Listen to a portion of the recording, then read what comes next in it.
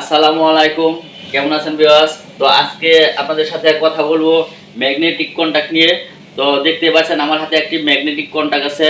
তো এটা 65 মডেলের একটা কন্টাক্ট। তো 65 মডেলের একটা কন্টাক্ট নিয়ে আমি কথা বলবো। তো এই কন্টাক্ট একটা 3 ফেজ মোটর সুন্দর মতন চলে, আবার কিন্তু নষ্ট হয়। একটা ফেজ যদি মার খেয়ে যায় তাহলে কিন্তু মোটর জ্বলার সম্ভাবনা বেশি থাকে।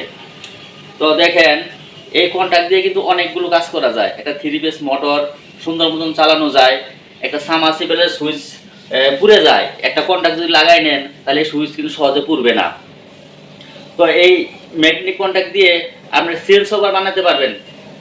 যে কোনো ম্যাগনেটিক কন্টাক্ট দিয়ে আপনি এই পিটিভি থেকে জেনারেটর একটা অটো চেঞ্জ ওভার বানিয়ে নিতে পারবেন।